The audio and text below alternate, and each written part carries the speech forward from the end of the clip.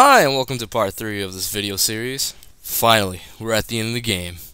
Only a few sections left and we'll be done with it. And thank goodness. I don't know how much more disappointment I could take, really. And the next boss is Argo Rock. Now look at the way they set this guy up. As soon as you enter the Sky Temple, you see this scene. And you're just like, whoa, that thing is huge. That's gonna be awesome. I can't wait to fight this thing. It sets it up pretty cool. Plus, it gives you the coolest dungeon in the game. The City in the Sky is one of the coolest places in any game I have ever seen. And I don't know if it's the really cool music, or just the fact that they actually nailed a sky level. I mean, think about it. How many times has a sky level ever not been frustrating because you can fall off anywhere? Yeah, it had its frustrating moments, but they were far and few between. Ultimately, though, I think a lot of people would agree this place is awesome. And they set up the boss pretty well. How could they go wrong? This dude is tiny! He's so small! He was huge before. What happened? Oh. Oh.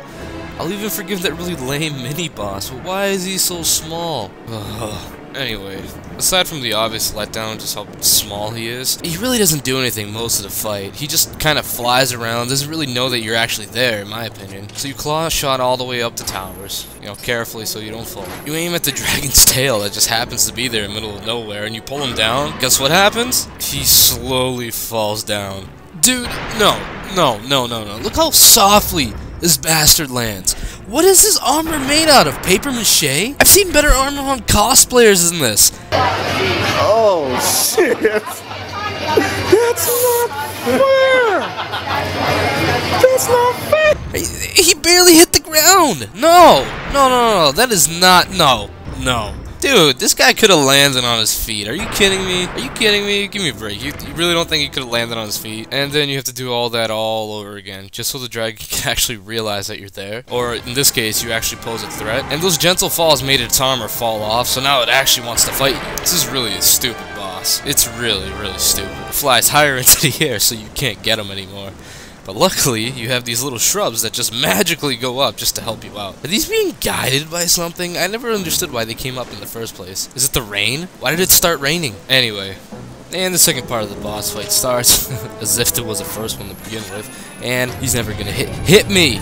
Hit me! Come on, hit me! Why did you give me so many heart pieces if the boss isn't gonna attack me? What is the point? What is the point? Oh, what's that? You're getting destroyed?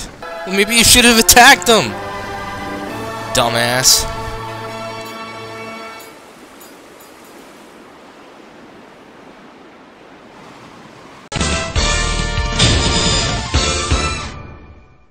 Next boss is Zant. I got nothing to say about him. Good boss. I don't know if it's because everything else was so easy that I just was awestruck by how different this boss was.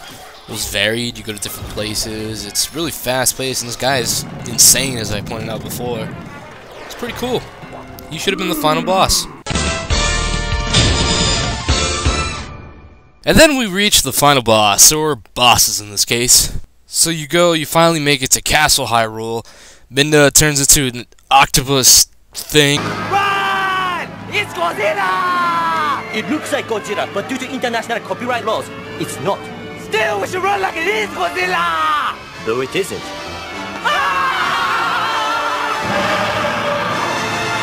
And gets rid of the barrier, and now you can go to the final dungeon. What I think is pretty neat here is how they play the music from A Link to the Past.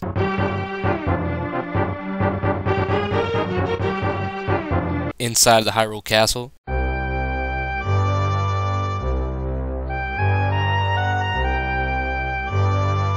It's pretty cool. A little nice touch. So let me start explaining the bosses, and we'll just tackle the issues as they arise. The first of the last bosses is Zelda. Now, if you've seen part 2 of my video, you understand that pretty much the characters are just there and you don't really care. So at this point, I'm guessing that the developers want me to care about not wanting to hit Zelda because she wants to play tennis or something.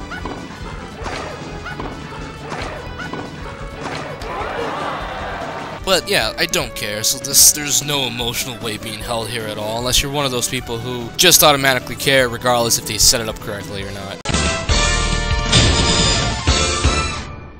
So, you just feel bad because, well, Ocarina of Time. Why else? And now Ganon, tired of women doing all the battles for him, decides to join in the fight as well. And I'll admit, this is kinda cool.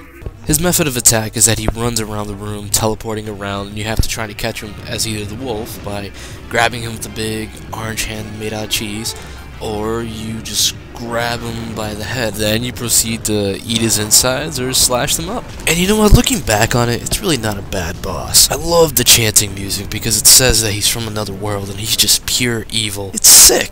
You know, a beast version of Ganon that we really haven't seen before, giant warthog, and Link turned into a wolf, you know, beast versus beast. The music is some kind of tribal beat because of his origins as the King of Thieves or something like that. I'm not sure if the Ocarina of Time canon fits here, but let's just go with it. But it doesn't really feel epic enough for a final boss. It's just another boss, you know, it's just another fight.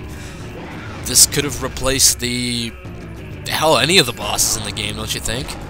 It's kinda neat, but not for a final boss, not in my opinion.